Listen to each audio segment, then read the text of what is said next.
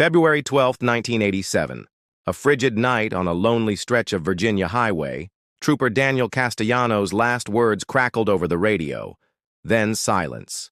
No distress call, no sign of a struggle, no body. Just a patrol car found abandoned, its radio ripped out, its driver vanished. For 16 years, the case haunted Virginia's law enforcement like a ghost they couldn't catch. Official reports said the trail went cold in '87. But behind closed doors, men whispered about corruption, drugs, and power stretching from backwater truck stops to the halls of the state capitol. Now, in 2003, a veteran truck driver named Vincent Kowalski pulls over on I-95 for what looks like just another broken-down car. But what he finds inside will rip open the past and expose secrets powerful men have killed to protect. This isn't just an unsolved case. It's a war that never ended, and the next target might already be in the crosshairs.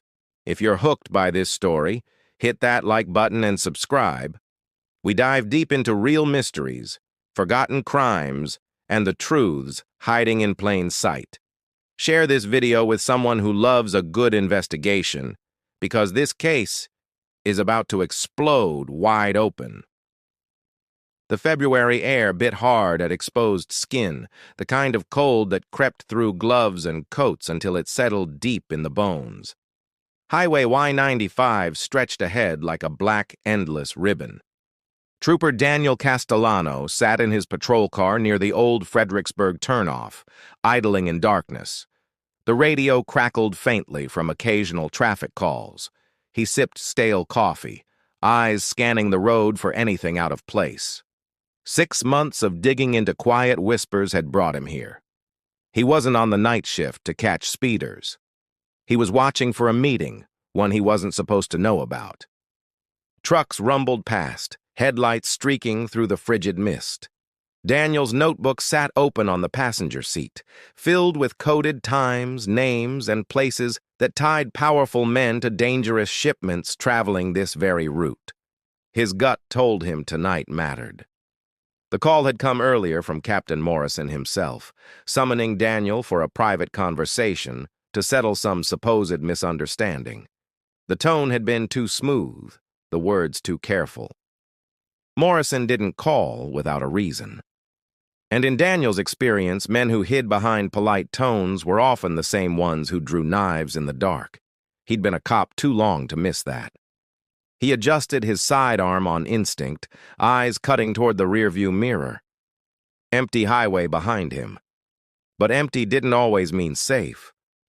Sometimes danger waited in the quiet, letting the cold work its way under your skin. A single set of headlights appeared far down the northbound lane, cutting through fog like a torch. Daniel reached for his radio, reporting his position in that calm, clipped voice all troopers seemed to share. The dispatcher acknowledged without question, unaware that beneath Daniel's calm tone was the tension of a man walking into something he might not walk out of. He didn't say it, but he felt it in his gut. The approaching vehicle slowed, pulling into the gravel turnout just ahead of his patrol car. It was a black sedan, unmarked, clean, the sort of car used when someone didn't want questions. Daniel stepped out, boots crunching against frozen gravel. The cold slammed into him again. He touched the brim of his hat, scanning the sedan's tinted windows. The driver's door opened, and a tall man in a wool coat emerged. The man's face was familiar from courthouse halls. Judge Franklin Whitmore. Not a traffic stop regular. Not someone Daniel expected to see in the dead of night on a rural highway turnout. Whitmore's sharp smile didn't match the hour or the place.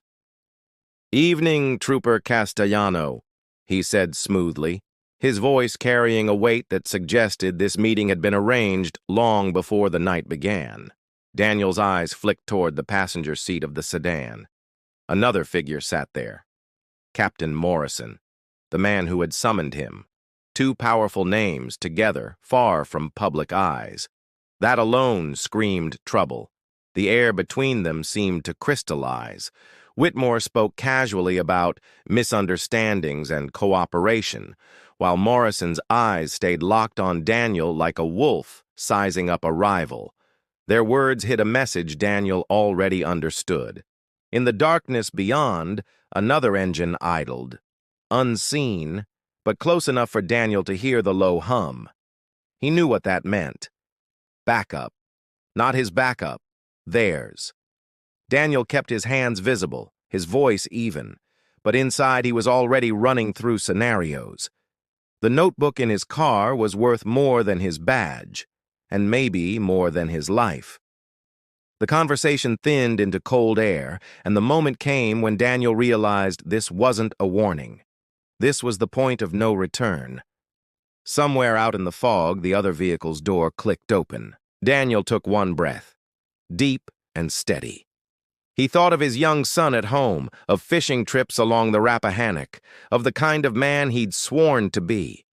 Then the night split with movement. The CB radio hissed with static before a voice broke through. Breaker 19, this is Diesel Dog eastbound on 95. Got a situation at mile 127. Abandoned vehicle. Looks like it's been here a while. Vincent Kowalski, known to most truckers as Diesel Dog, eased his Peterbilt onto the shoulder. Hazard lights cut through the darkness as his eyes fixed on the shape barely visible ahead in the gloom. Half hidden behind an overpass pillar sat a white 1987 Ford Crown Victoria, blue striping dulled by time. Even before he stepped out, Vincent recognized the silhouette. That was no civilian ride. It was a patrol cruiser. 16 years on the road had trained him to notice details others drove past. Something about this one tugged at him, a strange weight settling in his chest. The air smelled older here, like history itself.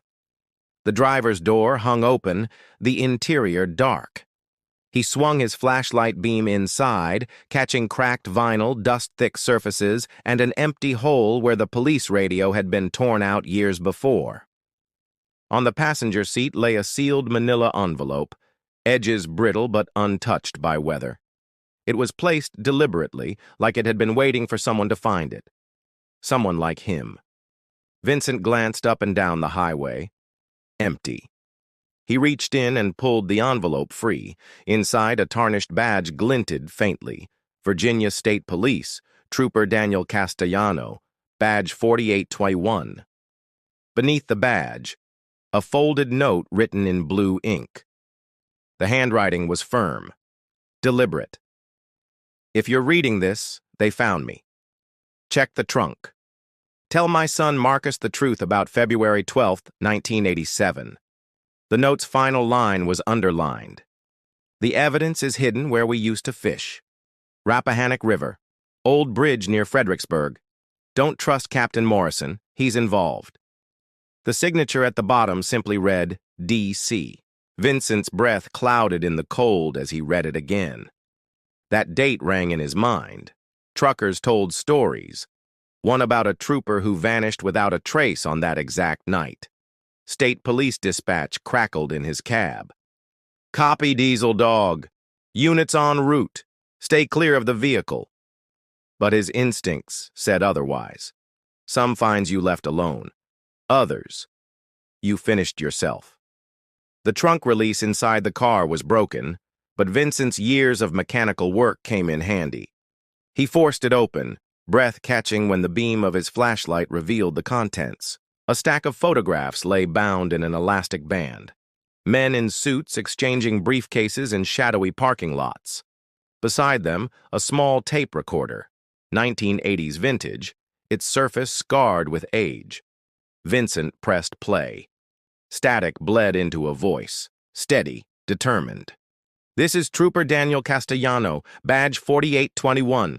Today is February 12th, 1987. I believe my life is in danger.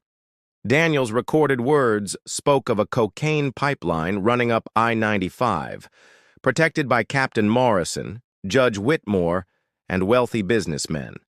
Shipments from Florida to New York, shielded by law enforcement meant to stop them. When I reported this, the voice said, Morrison ordered me to drop it. I won't. If something happens to me, tell my son I died doing the right thing."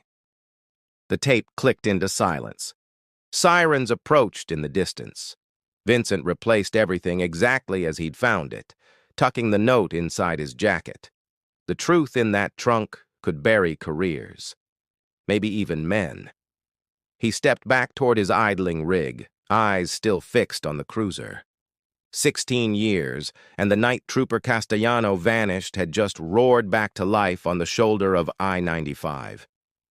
Trooper Patrick Nolan arrived 20 minutes later, stepping from his cruiser with a flashlight in hand.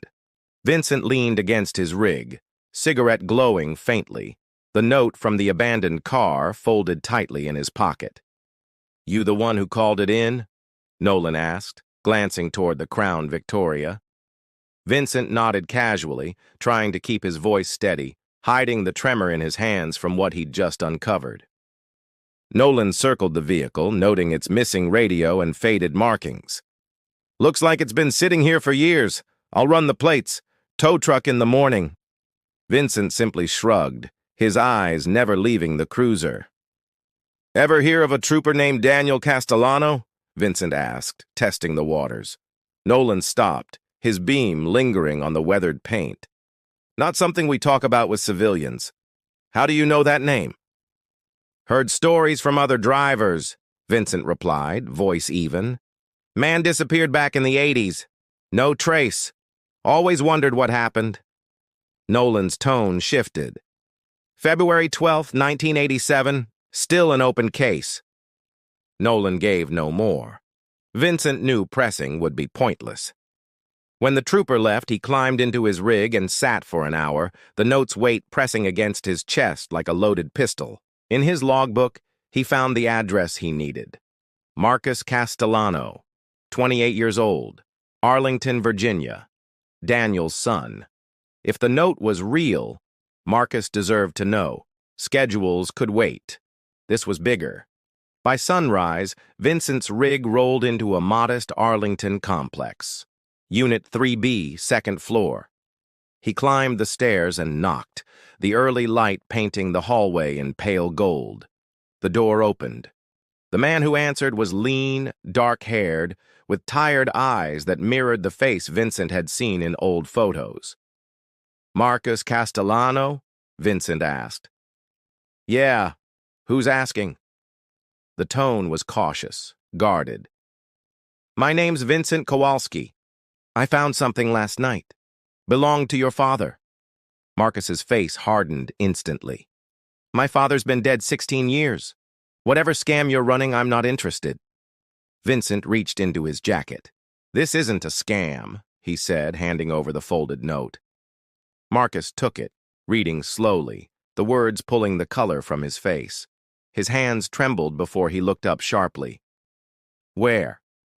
"In his patrol car. The real one.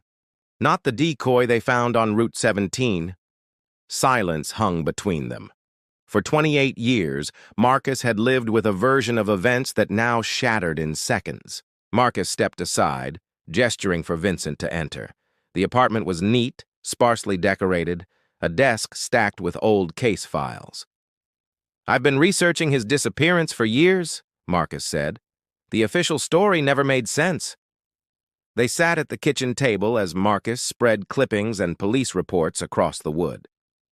"According to the department, he was on routine patrol. Last contact, 11:47 p.m. Car found abandoned hours later." Vincent pointed at a maintenance record. "Unit 4821 was in the garage for transmission repairs that week." Marcus nodded grimly. "Exactly. The car they claimed was his wasn't even drivable. I've always suspected a cover-up." He tapped the note. "This mentions the Rappahannock River near the old bridge. He used to take me fishing there when I was a kid. If he hid evidence there, it's still waiting." But before chasing the river lead, Marcus wanted answers about the original investigation.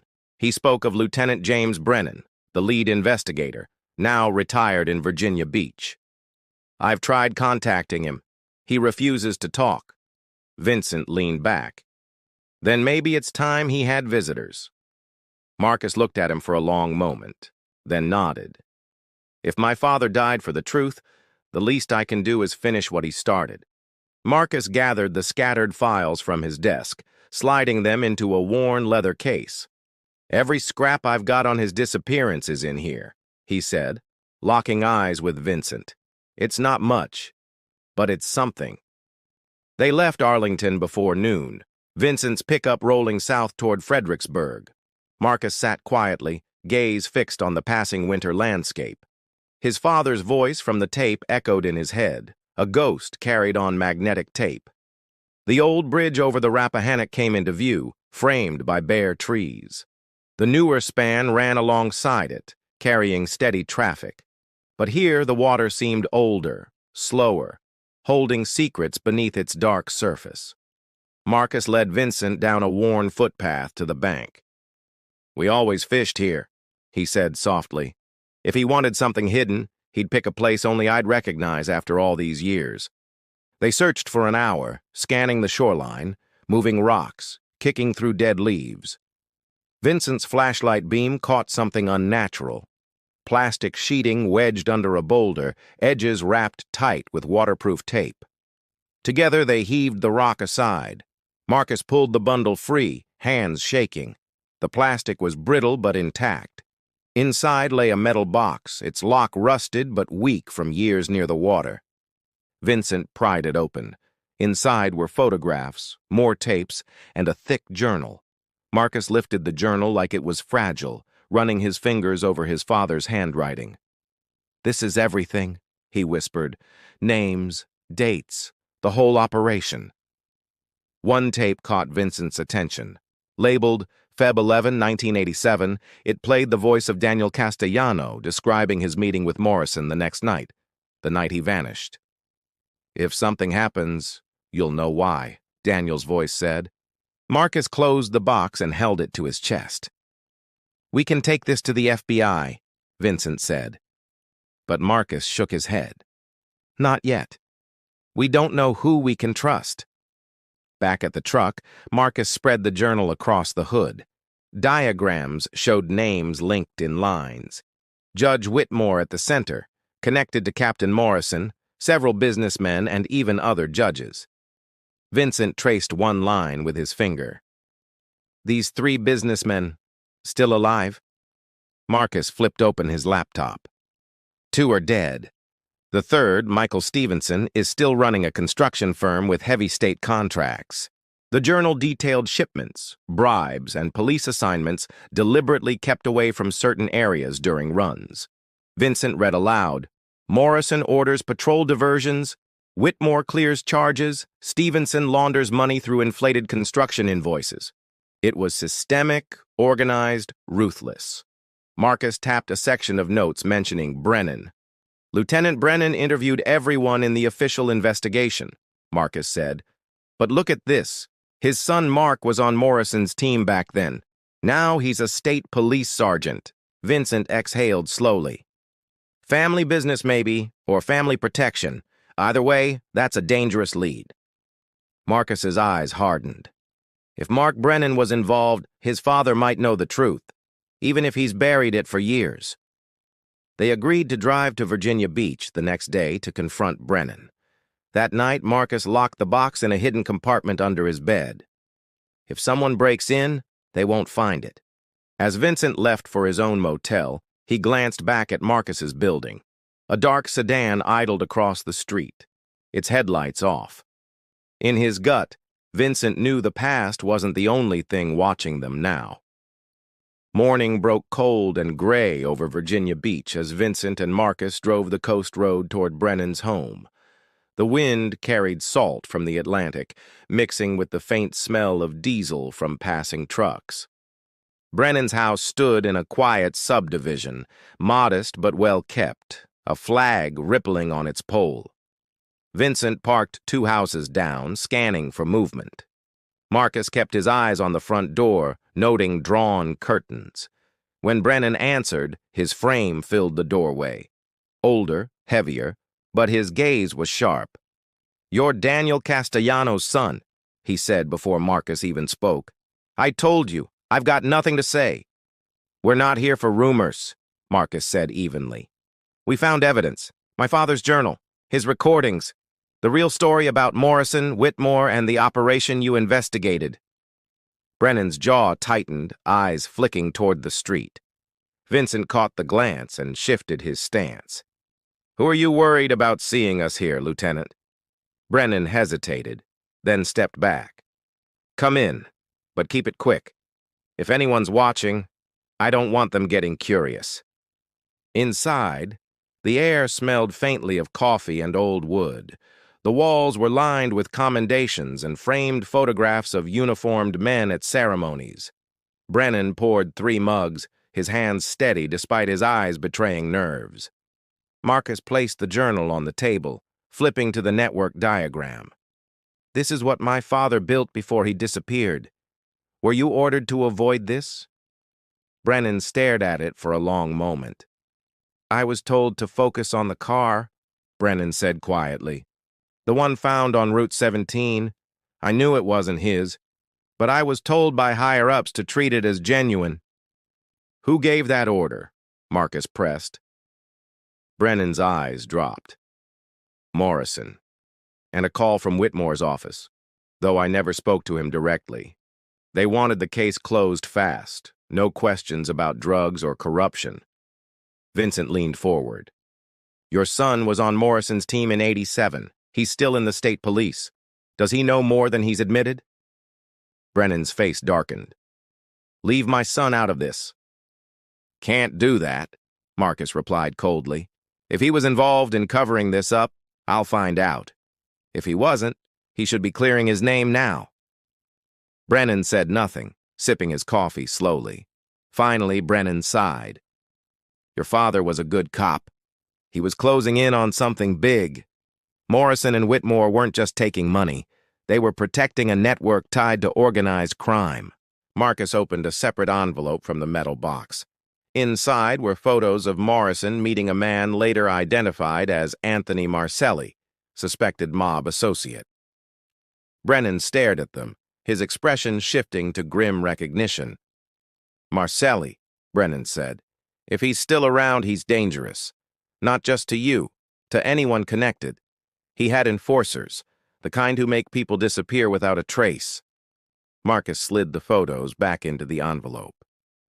They left Brennan's house without further promises. As Vincent drove away, Marcus noticed a black SUV parked 2 blocks down. Its driver smoked idly, but his eyes followed them in the mirror until they turned a corner. By the time they reached the highway, both men knew the truth. Brennan had given them pieces, but not the whole picture. The river had given them evidence, and also put targets squarely on their backs. That night, Marcus laid the journal open on his kitchen table again, tracing each connection with a fingertip. Every arrow led to another man, another place, another secret, and every one of them could be watching. The following morning, Vincent arrived at Marcus's apartment, carrying 2 coffees and a bag of donuts. His expression was tight. "That SUV from yesterday? Parked across the street again when I pulled in." Marcus peered through the blinds. Sure enough, the same dark vehicle sat idling, a lone figure behind the wheel. "They're not even trying to hide now," Marcus muttered. "Means they want us to know." On the table, the journal lay open to a page marked with red ink. "Look here," Marcus said. "Stevenson Construction. Contracts stretching back 16 years. Every major job lined up with spikes in drug shipments." Vincent leaned over the map spread beside the journal. Red pins marked construction sites. Blue pins marked known drug seizures. The patterns avoided each other perfectly, as if law enforcement had been steered away on purpose. "That takes inside knowledge," Vincent said. Marcus nodded. "And the man with that access is still in uniform, Sergeant Mark Brennan. If he's protecting the network, it's been operating untouched for decades." Marcus pulled up Stevenson's current projects on his laptop. 4 active sites, 3 highways, 1 bridge, and just like the old days, the seizures are happening far away from where Stevenson's crews are working. "They're still running the same playbook," Vincent said, "because it works. You think Brennan feeds them operation schedules so they can keep shipments clear?" Marcus shut the laptop. It's exactly what my father suspected in '87. They loaded Vincent's truck with cameras, long lenses, and a parabolic microphone. If we're going to catch them, Marcus said, we need current proof. The journal is powerful, but it's history. We need now. The Stevenson Construction Headquarters sat in a modern glass building in Richmond. Through binoculars from across the street, they watched employees come and go. Trucks moved in and out, hauling equipment. Nothing looked out of place. At 11:30 a.m., a black Mercedes pulled in. The driver was Michael Stevenson himself, older now, but the face in the old photographs was unmistakable. He disappeared inside the building with another suited man. 20 minutes later, Stevenson and his companion reappeared, climbing into a pickup truck. Marcus and Vincent followed at a careful distance, weaving through midday traffic until the truck exited toward a rural stretch of I-95. The destination was a construction staging area, trailers, machinery, stacks of materials. Workers moved about, but Stevenson wasn't there to check progress. 2 other luxury cars arrived, their drivers dressed for boardrooms, not construction sites. From the cover of trees, Marcus set up the long lens. Through it, he saw Stevenson and the others gathered near a trailer, talking in low, serious tones. Gestures suggested deals, not blueprints. Vincent tried the parabolic mic, but heavy equipment noise drowned out most of the conversation. Still, body language alone is telling, he said. They're not discussing asphalt. This is business, the kind my father recorded. After half an hour, one of the visitors left in a silver BMW. Marcus tailed him to downtown Richmond, where he parked in a space marked for Judge R. Morrison, the son of Captain Morrison. That's our link, Marcus said grimly. The next generation. When the old men died, their sons stepped in. Vincent's jaw clenched, which means they've had 16 years to get even better at this. Back at the site, Marcus caught another familiar face through the lens, Sergeant Mark Brennan, walking into the trailer with Stevenson. There it is, Marcus whispered. Active law enforcement inside an organized crime meeting. Vincent snapped rapid photos. This is exactly what your father died for. Proof. But if Brennan's in on it, getting this to the wrong hands could get us both killed before sunrise. They packed up as dusk fell, knowing the network they were watching hadn't faded over time. It had adapted, learned, and survived. And now it knew they were coming. Marcus paced his apartment while Vincent sat at the table, flipping through photographs from the construction site. Each image showed Stevenson, Sergeant Brennan, and Judge Morrison's son in quiet but deliberate conversation near the trailer. We can't just hand this over to local police, Marcus said. Half of them could be compromised. We need federal involvement, someone outside their reach. Vincent nodded. You thinking FBI? Marcus had a contact, Special Agent Ryan Carver, a man he'd met years ago while working security at a federal building. Carver had a reputation for going after corrupt officials, no matter their rank. They arranged a meeting in a diner off Route 301. Carver arrived in plain clothes, eyes scanning the parking lot before sitting down. Marcus, he said with a nod, you've got something you think I should see? Vincent slid the envelope across the table. Inside were selected photographs, audio snippets, and a copy of a page from Daniel Castellano's journal. Carver's brow furrowed as he examined them. If this is legit, Carver said, we're not talking small-town corruption. This is interstate crime, drugs, money laundering, racketeering, and it's been running for decades. He looked up sharply. But you're both already on their radar. Marcus leaned forward. We're willing to wear wires, get inside one of their meetings. But it has to be airtight. One slip, and they'll bury us somewhere no one will find. Carver agreed to set up a covert operation using federal surveillance equipment. The plan? Vincent would pose as a subcontractor delivering specialized materials to a Stevenson site, wearing a hidden mic and camera. 2 days later, Vincent drove into the staging yard with a rented flatbed carrying steel beams. Workers directed him toward the far end, right beside the trailer where Stevenson and Brennan often met. Inside the trailer, Stevenson greeted him with a firm handshake. "You're Kowalski, right? Heard you've been in trucking a long time." Vincent kept his tone casual. "Yeah, I move a lot of high-value loads. No questions asked." Stevenson's eyes narrowed slightly, testing the statement. Brennan entered, glancing over the documents on the table. "If you're reliable," he said, "there's more work for you. The kind that pays in cash, no paperwork."